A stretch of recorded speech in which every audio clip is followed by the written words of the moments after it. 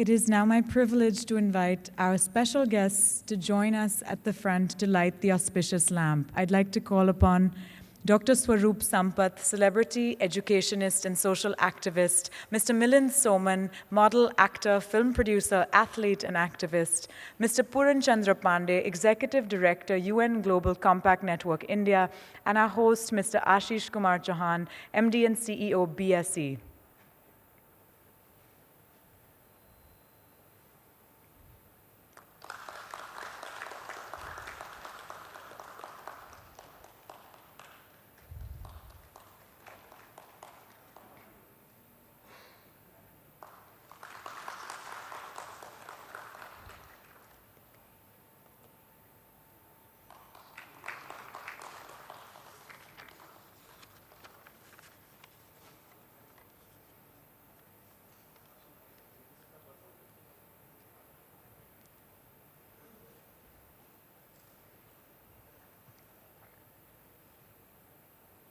I now request our guests to please proceed to the gong to ring the opening bell. Women's economic empowerment is a key driver of sustainable development and a key corporate sustainability issue. In celebration of International Women's Day, 27 stock exchanges around the world will join the UN Global Compact, Sustainable Stock Exchanges Initiative, UN Women, IFC, the World Federation of Exchanges, and women in ETFs in raising awareness about the importance of gender equality in sustainable development and business by ringing their opening or closing bells. We're going to be ringing the opening bell. So I request you all to join me in the countdown when we get to 10 seconds.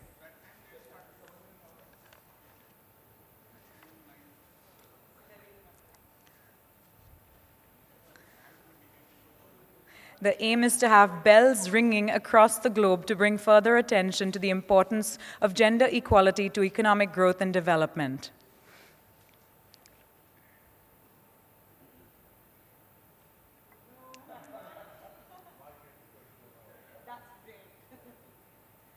10, 9, 8, 7, 6, 5, 4, 3, 2, 1.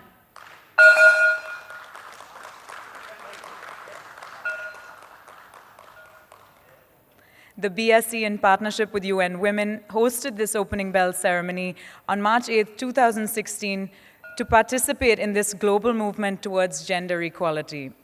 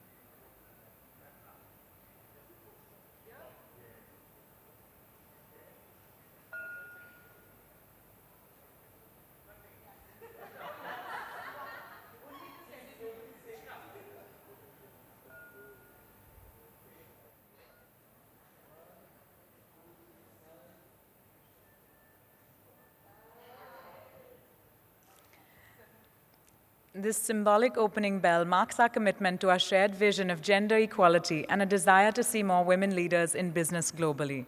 I'd like to request our guests, Mr. Milind Soman, Mr. Puran Chandra Pandey, Dr. Swaroop Sampath, and Mr. Ashish Kumar Chauhan to please take their seats at the dais. And Mr. Chauhan would like to welcome Dr. Sampath and Mr. Soman with a floral bouquet.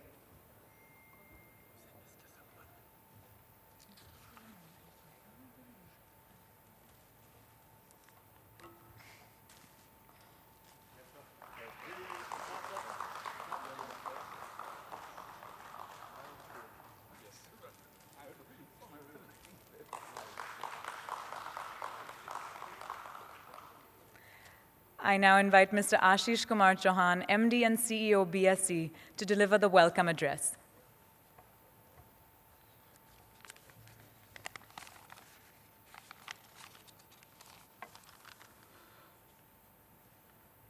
Dr. Swarup Sampath, Mr. Milind Soman, Mr. Puran Chandra Pandey, Ms. Shaili Chopra, Mr. Chaw, Ms. Nishitya Satyam, Ms. Vladislava Rayabota, Professor Christian Chaw, Harini Kalamur, Nidhi Agarwal, friends, ladies and gentlemen. It's a pleasure and honor to be in front of you on this day. More than a century ago, the first Women's Day was celebrated in early 1900. It was only in 1975 that United Nations formally declared 8th March to be celebrated as the International Women's Day. It's more than 40 years now that this movement was started to take up issues relating to discrimination of women on various matters, covering but not limited to social, economic, and political matters. Taking up the discussions on women's issues were considered to be actions by the feminists for the feminist. The issue, however, was much deeper. It was global. There was inequality, there was bias, and there was discrimination against the women, and this went across the barriers of countries, race, religion, age, social, and economic status. We have seen many statistics on what is achieved by many successful women. It is always commendable. However, the fact that even after so many years, we still have sessions such as this indicate that much more need to be done. Coming closer home, the statistics for India are still grim, and we will focus on a few. India is the second most populous country in the world, with the women population of 48%. In terms of education, female literacy has improved from 8.9% in 1951 to 65.5% in 2011, but still lower than world average of almost 18%. India is on target to meet its Millennium Development Goal of gender parity in education, which also means that boys are also not going to school. There is still a gap between rural and urban numbers. The literacy rate for women is 65% as compared to 82% in men. More women work in rural India than in cities. Labor force participation is falling from 37% in 2005 to 27% in 2014. And that is probably due to the prosperity which is coming into India. Women participation is very low in parliament, and today it has been said that we are, I think, 144th country out of 190. Women workforce starts low in pipeline at just 24% on entry and falls to 19% for senior managers level, and to 14% at executive officer levels. India scored 3.3 on a survey which measured people's perception of the ability of women to rise to positions of leadership, with a score of 1 being the worst and 7 being the best. In US, it is 5.1. Government has done many things, including many progressive laws have been enacted that support gender equality and discrimination, as well as violence against women. We also have government schemes for empowerment of adolescent girls and adolescent boys. For girls, the focus is on out-of-school girls, improving their nutritional and health status, as well as upgrading various skills like home, life skill, and vocational skills.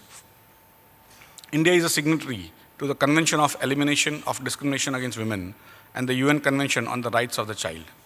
Campaign is on to engage men and boys as agents for women's rights. And today, when I was being given the badge, I said this badge should be worn every day instead of once in a year. So thank you very much for coming here. And this is a place of capitalism. This is a hall where people used to trade using hand signals in 1995. And today you are all here celebrating women, and I hope we'll continue to do that every day. Thank you very much.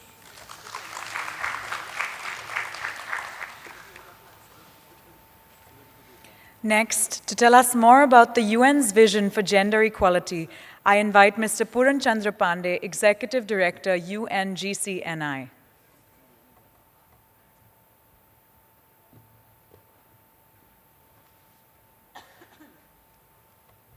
Thank you very much, and it is indeed a pleasure for me to be here. On two very important occasions. The occasion one is that we are celebrating March 8th, which is the International Women's Day. And the second one is that it is always a pleasure to come to Dalali Street and be inside BSE, which is the epicenter or the hub, as we call as, of growth and resource and money. Because I understand there are roughly about 10,000 companies, listed and unlisted, which are the part of the BSE, and these companies do not only multiply the money, but they also provide a lot of advice, support, and they also lead the governance, which in many cases will go on to support the cause for which we have assembled here today. UN and the rest of the systems within the UN are absolutely geared to advance, promote, and lead the women empowerment from multiple angles. And these angles are probably three, if I could remember it correctly. The first one is that how do each one of us, and especially businesses, will like to put their house in order, which means within the four walls of the companies. Then the companies will go out and sell their products and resources, which means at the marketplace. And while these two things happen, we can never, ever ignore the community. And therefore, the three things are the three layers are very, very important when we think about the women empowerment principles. So it hasn't got to happen within the four walls of the companies, but it has got to happen where the companies go to sell their products, or companies where they go and operate within the communities or the societies that they belong to. And therefore, these three layers are very, very important. I remember 2010 when UN Global Compact, which is a very unique entity within the UN system, and works at the intersection of everybody, but also a lot with the businesses and the UN women.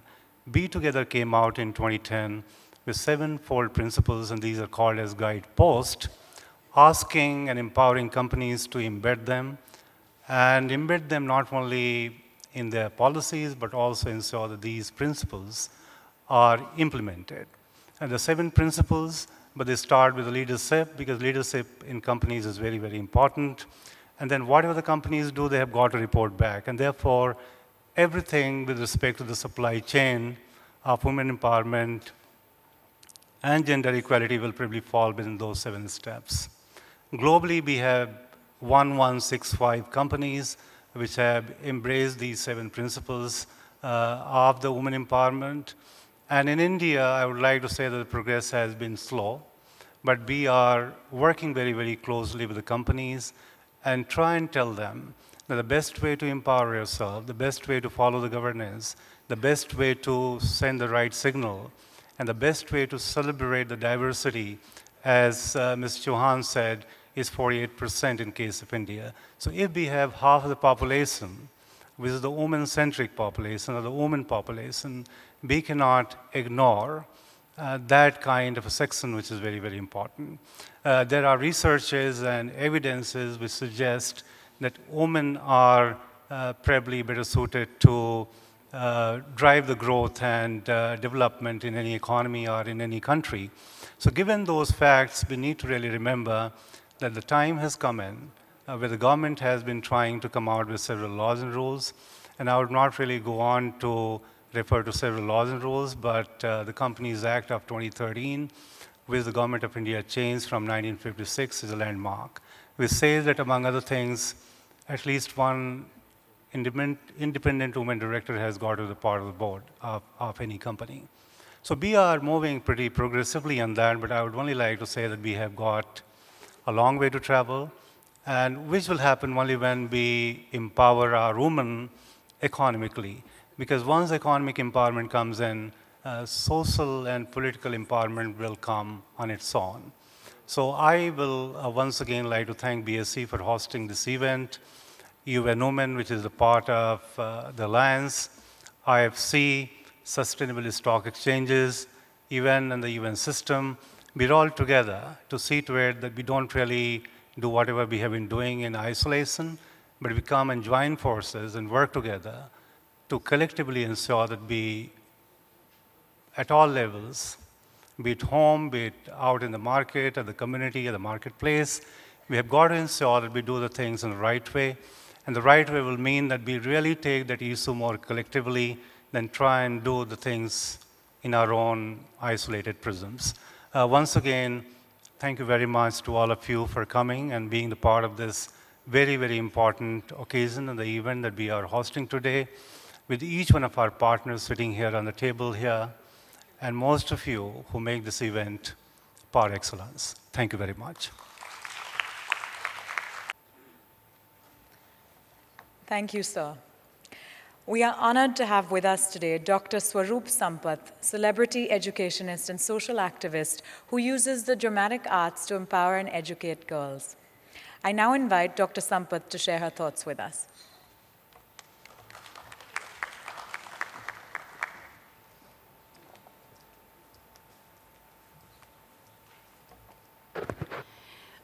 A very good morning to you all on the dais and in the audience.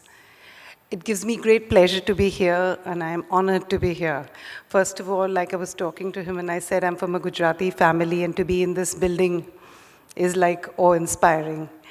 But I'm here because of this great passion of mine, and that is to do with gender equality and education.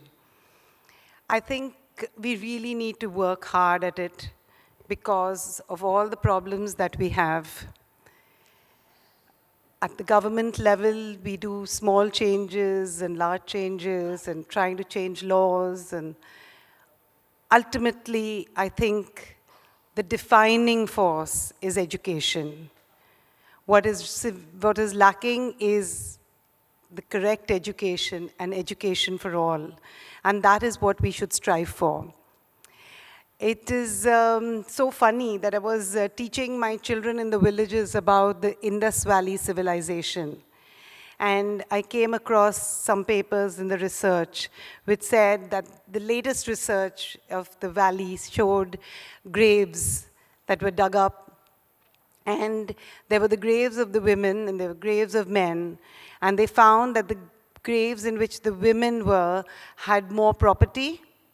And the pots that were there had the stand, whereas the graves of the men had the ones without the stand. And that signified that the woman was valued more and she was given more property. Another thing that they discovered was there were graves of women whose hands were chafed and the bones showed they were in hard labor too. And I thought that there was so much equality, or that the woman was, at a higher position in the Indus Valley civilization. What happened to us? Where did we get lost?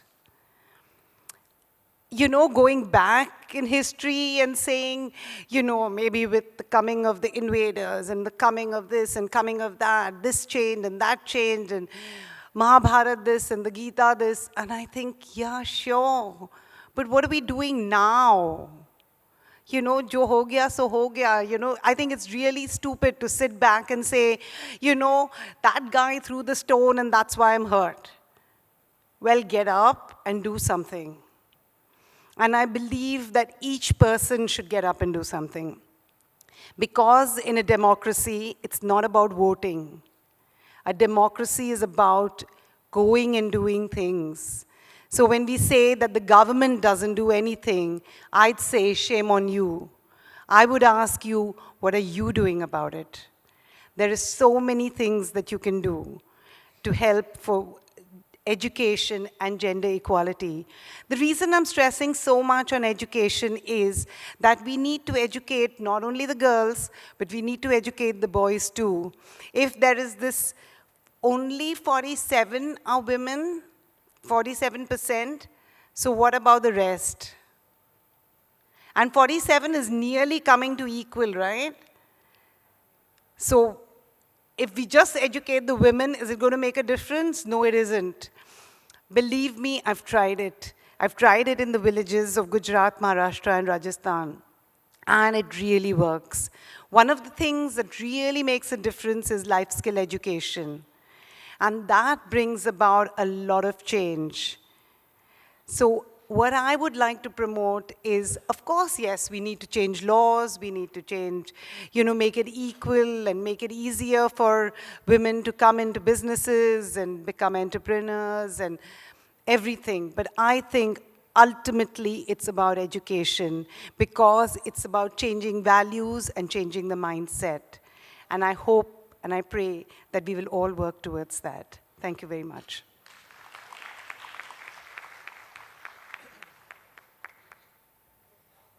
Thank you, Dr. Sampath.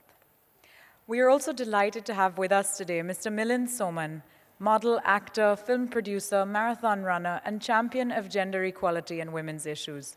I'd like to invite Mr. Soman to now share a few words with us.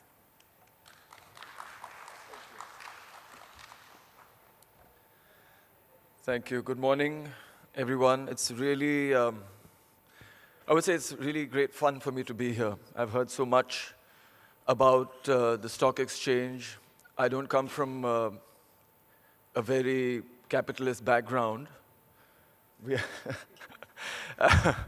So to Dr. Sampath, of course, it was almost like entering a holy area.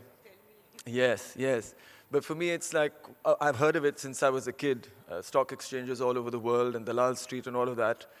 And in fact, I did a film many years ago called 16 December, where they explored how black money was transferred. And Dalal Street was very prominently pictured there. So that was the extent of my association and my experience. But it's really amazing to be here to ring this gong and be a little part of it all. What I'd like to say is, and I didn't see myself as an activist really, though I've heard that word a couple of times now. But I really believe in healthy lifestyle, healthy thinking. And I think that if we're looking at social change for the better, it all comes from thinking positively, thinking in a healthy manner. And what we look at when we look at health is not just physical health. Everybody knows that I run marathons and I'm very fit and I do a lot of that kind of stuff. But to me, what fitness means, what health means, is a healthy mind, a healthy emotional balance, a healthy spirit, making the right choices. That is what fitness and health is all about. So when we look at even gender parity, for example, it comes from society making the wrong choices. Because obviously, when women are not treated as equals, it cannot lead to a healthy society. So if we want a healthy society, women must be given equality. We must hear their voice. Their expression must be encouraged at every level. So even when we talk about this event that I do called the Pinkathon, it's a women's running event. And I started this because, of course, I'm a runner and I think running is amazing and it's made me a better person. And as all runners are evangelists, they want everyone to experience this great bliss and value that running brings. I noticed that even though running was becoming a phenomenon across our country, and our country is in a country that doesn't believe in exercise, it doesn't believe in sport, never thinks of active lifestyle. In this country, today we have a marathon or a 10-kilometer run or a half marathon in almost every city. And this has happened only in the last 10 years. And this has happened because people at the back of their mind, they understand that they need to do something, but they probably don't have the opportunity that is presented to them. So if you see even in America, for example, running for recreation and health started only about 45 years ago. Nobody used to run in America before that. Even now, it's a really unfit country. They have really bad lifestyle issues. But 30 million people in America run at least once a week. That is a big change. It's a big change that is happening in their mindset. And we want that change to happen here as well. What happened here is that in every conventional running event, only about 9 or 10% of the participants are women. And of course, there are cultural reasons for that. So we tried to address that through the Pinkathon. We took it to 8 cities last year and about 65,000 women participated. When I started the event, everybody said, why are you doing events for women? Women are not interested in exercise. Women are not interested in this and that, and they don't have time, and they have to make breakfast in the morning, and they have to do puja, and they have to do all of those things. They're never going to come for this event. But that gives us an idea of the perceptions that we have as a society about women. When we did the first Pinkathon in Bangalore, 3,500 women participated, and the people in Bangalore were shocked. They had told me, do the event in the evening when women are watching television. They'll take some time out and they'll come. But What happened was that 3,500 women participated, and 2 years later, 11,000 women participated. So we have to just create some kind of facilitation, some little bit of encouragement. Women just need to get together and tell each other that it is okay. And when we talk about health, which is something that I'm really passionate about, and what Dr. Sampath said about education, so it's not only about education in schools, but it's about also information and education and creating an environment within the house, within the home. And I think that is where women really play a very key role. Men are, of course, contributing much more today, but women still play a key role in lifestyle choices that children grow up with. And it's very important that children get this encouragement to live a healthy life and adopt healthy lifestyle practices. Like I said, health is not just about physical activity. It's about making the right choices that is going to benefit you, your family, your society, and the world, including the environment, as you grow up, as you become a better citizen. So I would like to just call upon you to encourage healthy practices. I don't know if any of you run here. Does anybody run? Whoa, okay. About 6%. It's a good start. It's a great start. I think India is really, people often ask me, that, are you disappointed at the way things are happening in the country? And I say, no, I see a lot of change. And change is happening across the world, and change is happening in India as well. We don't need to be disappointed at how things are. We just need to work at making them better.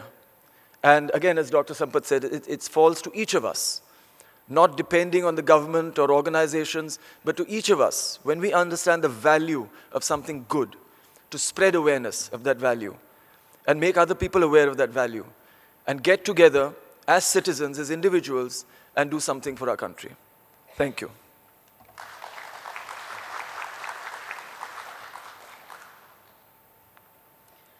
Thank you, Mr. Soman. Our esteemed guests on the dais will now launch the Jaipur Report on Women Empowerment and Sustainable Development Goals. This report is a compilation of the views of multiple stakeholders, including the government, on women's empowerment and gender equality from an event held in Jaipur on the 18th and 19th of December.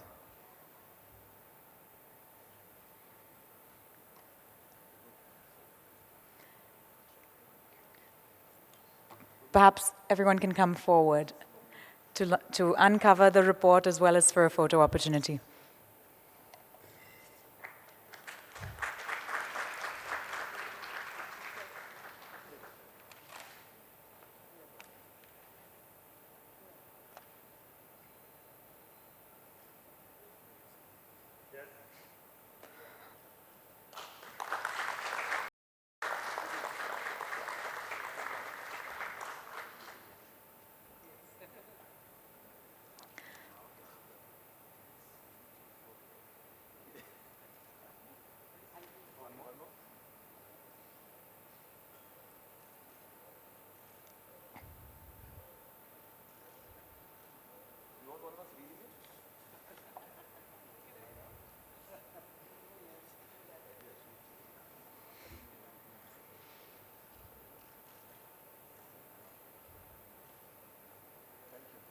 Thank you.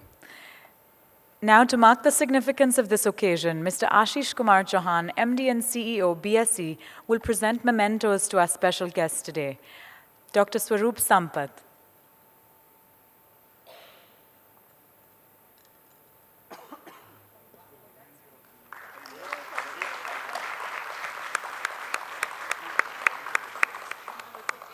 And Mr. Milind Soman.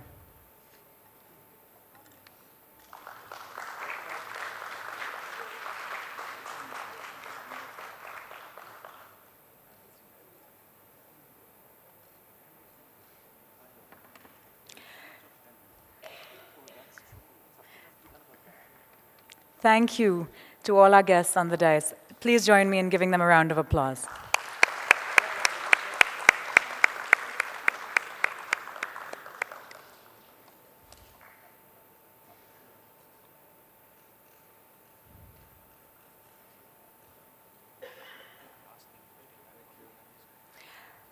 We will next have several panel discussions, so I request everyone to please not assume that the event is over. This is just the end of the inaugural session.